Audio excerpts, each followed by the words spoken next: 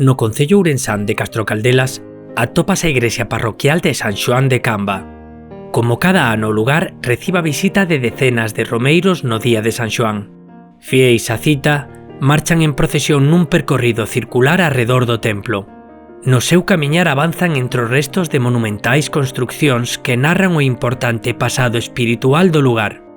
A Consellería de Cultura da Xunta de Galicia, en colaboración co Concello de Castrocaldelas e o Bispado de Ourense, promoven dende o ano 2022 diferentes accións para a investigación e posta en valor deste importante conxunto patrimonial. Aos necesarios traballos de roza e limpeza acompañounos un levantamento topográfico e un inventario das estruturas arquitectónicas existentes xunto cos elementos histórico-artísticos máis significativos, moitos deles reaproveitados nas propias paredes das edificacións. De entre todas as construccións analizadas, os traballos puxeron ao descuberto unha unidade construtiva cunha morfoloxía cadrada que foi levantada combinando nos extremos cun excelente perpiaño granítico rectangular cun aparello máis irregular ao interior, conformando un sólido cubo con muros de máis de 0,80 metros de anchura. Estas condicións concédenlle un carácter monumental e defensivo á construcción que vese aumentado pola existencia de troneiras na súa planta baixa.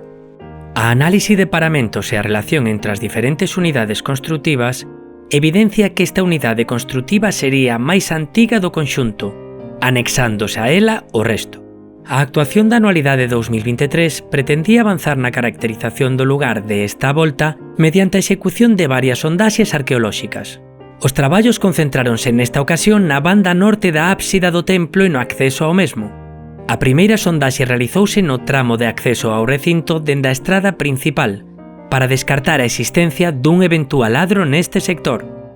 A segunda das sondaxes, máis fértil en termos arqueolóxicos, emprazouse no extremo norleste da parcela, para determinar a continuidade cara ao sur do peche perimetral que cercaba o recinto. As escavacións arqueolóxicas puxeron de manifesto que dende este lenzo de muro arrancaba outro de grande porte nunha dirección norte-sur, conservando unha magnífica cimentación, morteiro e ao tempo varias fiadas de alzada. Este era ademais cruzado por outros dous muros paralelos ao perimetral, con menor anchura pero igualmente ben conservado en cimentación. Os restos descubertos parecen ser indicios dunha estructura de moi boa factura, de grande tamaño, compartimentada, teitada e cunha función habitacional e produtiva. Construcción erguida en algún momento posterior ao século IV despois de Cristo, pois a súa cimentación arrasaría unha necrópole tardorromana anterior. Foron localizadas ademais dúas tumbas potencialmente adscritas á edificación medieval que suxiren que ese sector debería tratarse dun exterior, razón pola que aventúrase a posibilidade de encontrarnos nunha das salas dun eventual claustro do mosteiro de San Xoán de Camba, citado polas fontes dende o século X.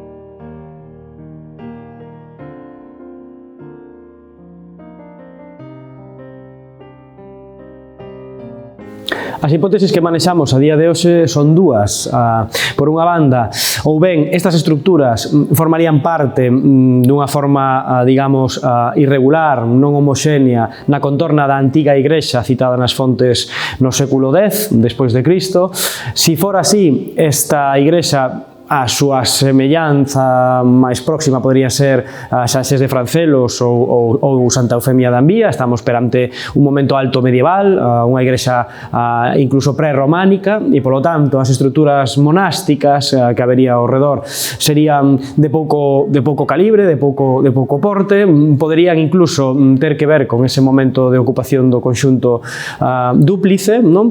Esa sería unha opción, ou a outra opción que parece ser na que nos orientan as tumbas localizadas anexas aos muros, é que estemos perante un esquinal do antigo claustro do conxunto monástico de San Xoán de Camba, que citan as fontes a partir, como digo, do século X, e que este claustro sí que sexa monumental e teña un porte acorde, digamos, ao ancho dos muros que recuperamos. Se así, probablemente este claustro foi reformado no século XII, e que todo el foi abandonado, eso sí que o temos perfectamente registrado, no século XV, alrededor do século XV, xa nun momento de abandono moi ben marcado por unha cerámica moi concreta que nos aparece neste estrato, e a partir dese momento e ata a actualidade, o lugar, nesta parte norte, digamos, do conxunto, nunca volveu a ser reocupado.